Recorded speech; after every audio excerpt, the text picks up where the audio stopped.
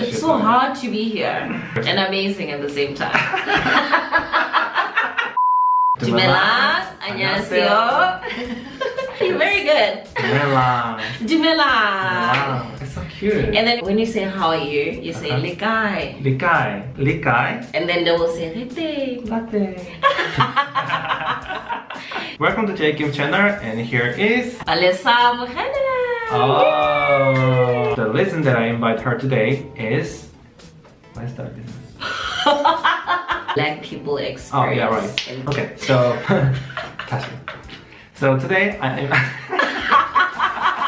I'm gonna ask her some questions about experience in Korea as a black woman. Yay! LALISA. LALISA. It means flower. Flower. Oh my god. In that language. It's so sweet of you. Thank you. LALISA. Thank you. Okay, so can you introduce yourself, LALISA? Okay guys, so my name is LALISA and my family name is Mukhele. I am from South Africa, from a very small province called Free State. Oh. So yeah, I'm originally from Free State, and then obviously I went to work in Johannesburg, and I'm currently a teacher in Korea. Well, I do many things in Korea, but yeah, the main thing is to be a teacher. So when did you come to Korea? I came to Korea last year, February, on the 28th. So that means you have already many experiences. I have a lot of experiences, a lot. I'm so curious. I can't wait to ask you. Many. Wow, okay. Let's go to the main topic. What kind of stereotypes do Koreans have about black people? I think Koreans have a lot of stereotypes about black people. I think they expect you to act a certain way. I can make example about at my workplace, right? So situations would happen, and sometimes I'm a very confrontational person. Like if something is wrong, I will ask you, no, very nicely. I'll be like, oh, you know, this happened. So I just wanted to understand, you know, and I found that a Korean way of doing things is to pretend like they didn't happen, like to not confront the situation. So if I don't confront it, I go home and it sort of like disturbs my mood. So I want to confront it. So one time I confronted my colleague about something that happened, and she was like, wow, her friend actually told her that black people are quite aggressive. Really? Yeah, and I was like, oh my gosh, am I aggressive? And she was like, yeah, they told me you guys are very confrontational. And I was like, no, we actually quite different. You get shy ones, you get talkative ones. So yeah, it's cheerful, not aggressive. It's cheerful, yeah. We're cheerful guys, we're not aggressive. Oh, that's so rude. It's very rude. Can you tell me more about your experience that you have discriminated in Korea? Well, I wouldn't call it discrimination, so like to say. Judgment? Judgment, there's a lot of things. You know, one thing that I've done since I've been to Korea is to try and understand that as people we're different, right? So we perceive things differently. What I might perceive as offensive and discriminative, it might not be on your side. So sometimes people, especially in a small town where I come from, some people have actually never met a black person. So sometimes they will look at you in a certain way, not because they're trying to be rude, but because they've actually never met a black person before. And some of them will want to take pictures, and some of them will, and some of them will actually ask you questions like, do you know this? And some of the things I actually don't know, like, do you live with a lion in your yard? And I'm like, no, I've actually never seen a lion with my own two eyes. I'm curious too. Yeah, they're like, do you have a lion in your yard? I'm like, no, I don't live with lions. So no tiger. I wish I had a tiger. But yeah, so it's not, I wouldn't say it's discriminative, but you do get instances where there's certain misunderstandings, and you find places that actually they will ignore inviting like foreigners into the clubs and certain places. They know themselves. I would mention. What are we talking about? I don't know. Yeah, no, you do find places though where if you're a foreigner, they don't allow you to come in. They will use a different excuse obviously and say we are full, we have no tables, but of course we do know the reason. What is this? This is my hairstyle. Oh, it's so cute. So when I first came to Korea, I had like it was pretty long. It was similar to this, but it was very, very long. I got a lot of stares. Oh my god. Like a lot of people were like looking at me, staring me down, taking pictures while I'm not watching. I don't know if people actually know, like phones in Korea, they actually have a click sound when you take a picture. So sometimes you will hear like clicks of people actually taking pictures of your hair, and it's very uncomfortable sometimes. I feel like it's very, very uncomfortable to hear someone taking a picture. It would be nice to say, "Hi, can I take a picture?" And don't touch our hair. Okay, I will not touch. Don't touch our hair. Okay, so next question is, can you tell me about some experience that you have or your friends have in Korea? How is dating Korean guys? I will start with the good, right? Korean guys are quite amazing guys. If you want someone who's very affectionate, who's gonna check up on you every now and then, who's gonna ask you, are you okay? Are you hungry?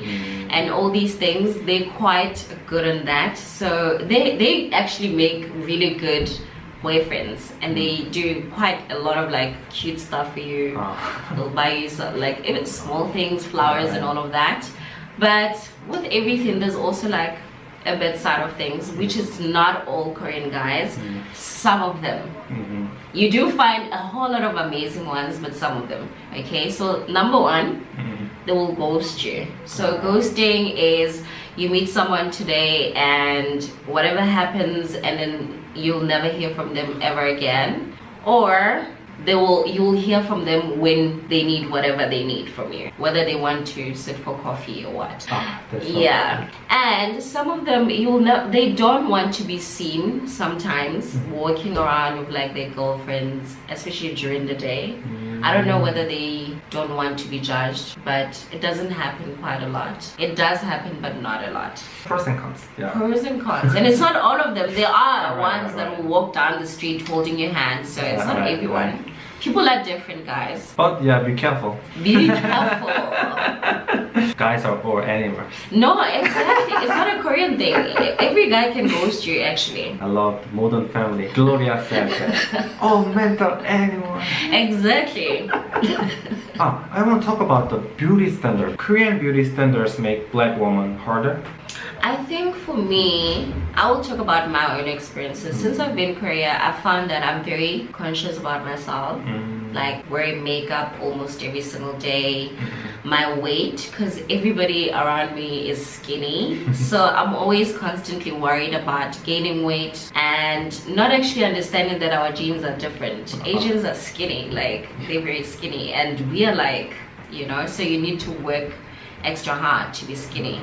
So it's just constantly, I mean, even if you go to work without makeup, there's certain people that will ask you if you're okay, and you're just like, yeah, I'm okay, I'm just not wearing makeup. And the treatment is also different. Like when you wear makeup, they treat you like you're so important, like you have something important to say. When you don't have makeup, oh my gosh, it's like you're not even there. So yeah, they're quite high, because every single person that you meet, they look good. Koreans look amazing, guys. They're beautiful all the time, makeup all the time, skinny all the time. I just don't know how they do it. Like honestly, I don't know how they do it. Yeah, they care about their appearance a lot. Exactly. Like, oh my gosh, it's so hard. Everywhere there's a mirror. Exactly. Even at work, I'm just like, what are these mirrors doing at school? Even if they bring the mirrors in their bag. Exactly. Even if they don't have the mirrors, they will use their phones. Like they're always doing this, and I'm just like, oh my word, I can't. Oh, that's true. That's so true. Yeah. I think I should talk about this next day, another topic. You should. It's so hard to be here and amazing at the same time. We're not shooting. Yes.